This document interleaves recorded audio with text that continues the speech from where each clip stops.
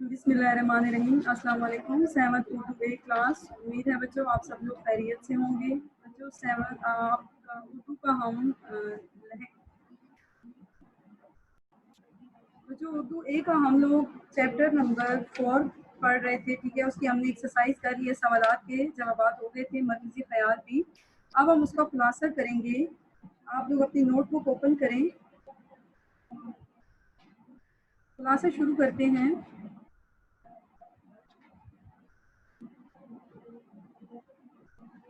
हज़रत उमर फ़ारूक का ज़माना था। हमारे प्यारे नबी हज़रत मोहम्मद सल्लल्लाहु अलैहि वसल्लम के मुबारक शहर मदीना में छोटी सी लड़की रहती थी। वो हर रोज़ अपनी माँ से दूध की गागर लेकर बाजार का रुख करती और वहाँ दूध फरोख्त करती थी। इसी तरह दोनों माँ बेटी ज़िंदगी बसर करती थी। ज़िंदगी का बोझ उठाना खासा मुश्किल काम था। नन्ही बच्ची की माँ बड़ी जान मारती थी। शैतान ने औरत के जख्मी दिल में गुनाह का इर्तिकाब करने की तरकीब की। तुम कितनी बेवकूफ़ औरत हो, माना कि दूध फरोख्त करती हो, मगर इसमें थोड़ा सा पानी क्यों नहीं मिला लेती। शैतान ने इस मुसीबत ज़दा औरत की अक्ल में फतूर डाल दिया था। औरत ने अपने आप से ये काम खूब रहेगा। औरत ने अपनी बेटी से कहा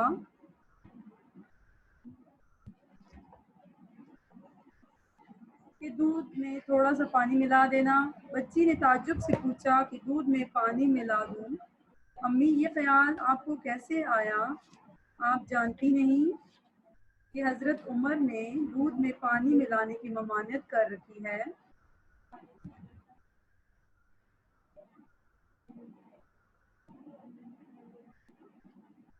इधर ये गुफ्तगू हो रही थी और उधर खलीफतुल मुस्लिमीन हज़रत उमर के दरवाजे के आगे से गुजर रहे थे। उनकी अच्छी आदतों में से एक ये भी थी कि रातों को हिफाजत की खातिर गली गली घूमा करते थे। लड़की, अम्मी जान, हज़रत उमर का हुक्म है, मैं दूध में पानी नहीं मिला सकती। औरत ने फिर वही अल्फाज दोहराए। भला उम्र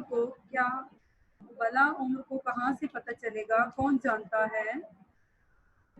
लड़की बोली, ए माँ, अगर हज़रत उमर को मालूम ना भी हुआ तो क्या अल्लाह ताला को भी मालूम ना होगा।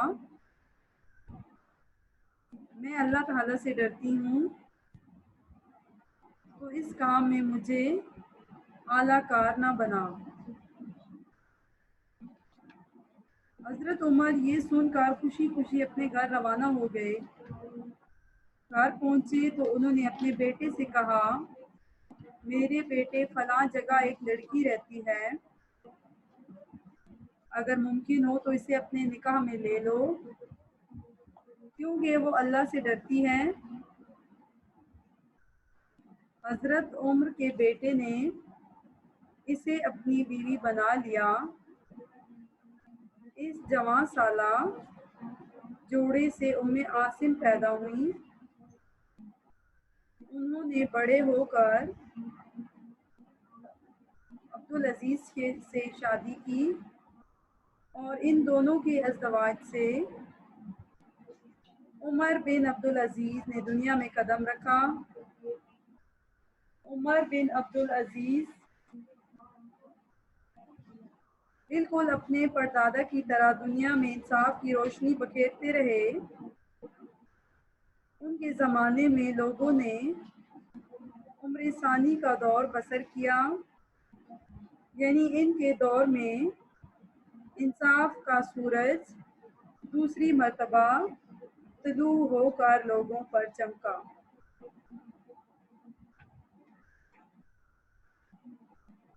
जी बच्चों, ये हमारा खुलासा कंप्लीट हो गया है। ठीक है, और इससे आगे ये सवाल है, दिए गए मुहावरात को अपने जुमलों में इस्तेमाल करें। ये आपने खुद अपनी कॉपीज में करना है। ठीक है, जुमले खुद बनाने हैं। अगले पेज पे देखें।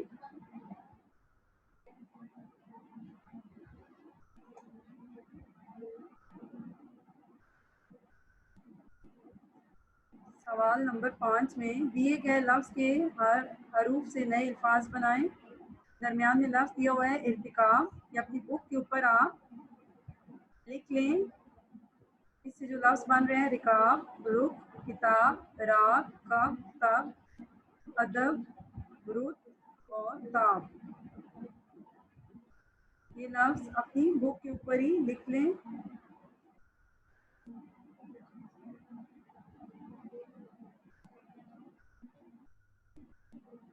اس کے بعد ہے دی گئی عبارت کو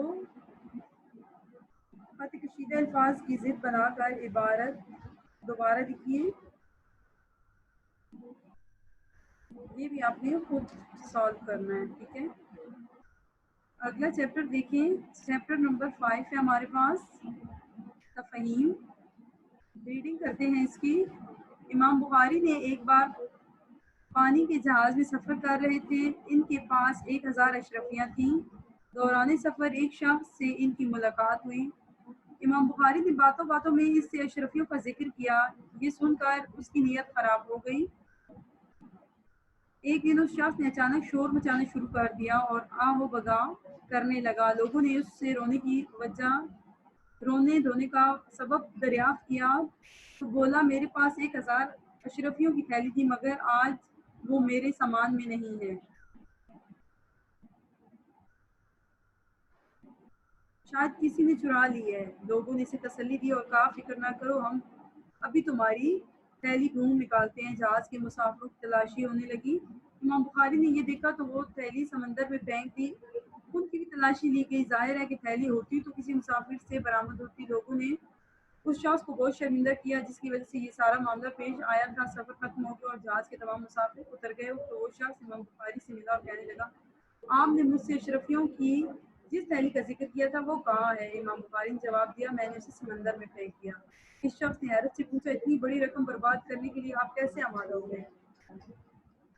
امام بخاری نے جواب دیا جو عزت اور بھروسے میں نے عمر عزیز کے گراں قدر لمحہ کما کر حاصل کیا ہے، اسے بچانے کے لیے لازم تھا کہ میں اسے اپنے اوپر چوری کا شبہ نہ ہونے دیتا.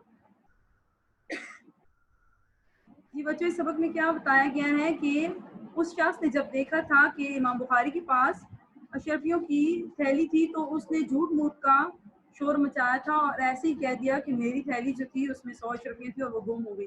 یعنی ان سے جب وہ تھیلی برآمد ہوگی تو وہ میں لے لوں گا کہ یہ میری چوری تھی. لیکن انہوں نے کیا کیا کہ انہوں نے وہ تھیلی سمندر میں پھینک دی تھی.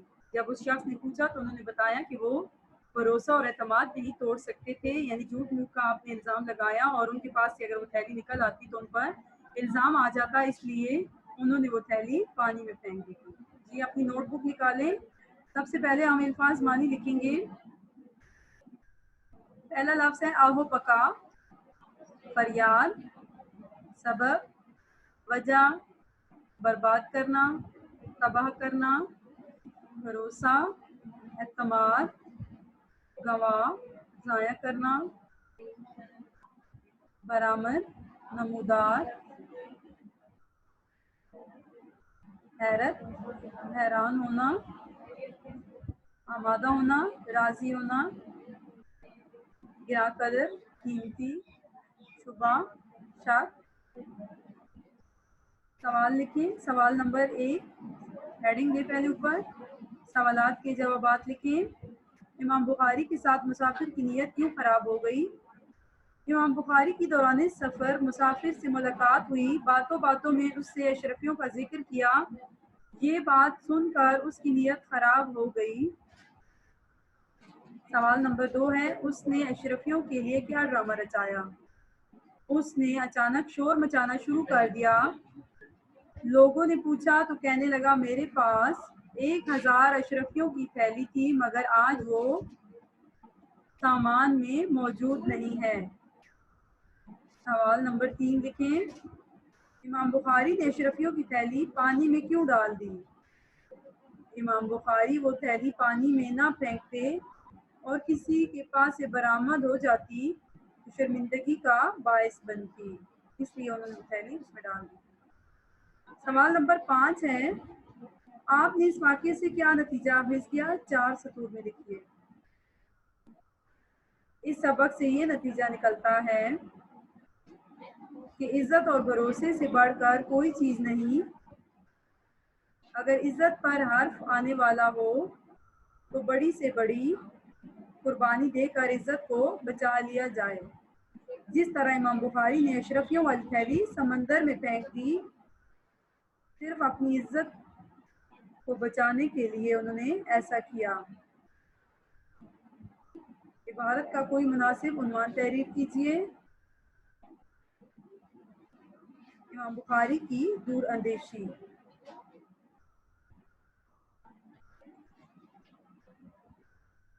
کے بعد دیکھیں مندرجہ ذیل الفاظ میں خط کشیدہ الفاظ کے مذکر یا مونث بنائیں. اسی مناسبت سے دو جملوں میں مناسب تبدیلیاں کر کے ان کو ساس اور بہو بازار جا رہی تھیں. کتا فقیر کو دیکھ کر بھونکنے لگا. یہ آپ نے خود سالو کرنے ہیں. ٹھیک ہے. سوال نمبر 4 ہے وہ بھی آپ نے خود کرنا ہے. سوال نمبر 5 ہے وہ آپ نے بک کے اوپر کرنا ہے. جی دیکھیے خانوں میں دیے گئے حروف کی مدد سے الفاظ بنائیے. خیال رکھیے کہ ہر لفظ میں میم کا ہونا ضروری ہے. جیسے یہ اوپر دی ہوئی ہے مثال محنت اور موت، ظلم، ان میں تینوں میں میم کا لفظ استعمال ہوا ہے. ٹھیک ہے. تو آپ نے بھی ایسے ہی الفاظ بنانے جس میں میم کا حرف لازمی استعمال ہو. ٹھیک ہے. اپنا خیال رکھیے گا. اللہ حافظ.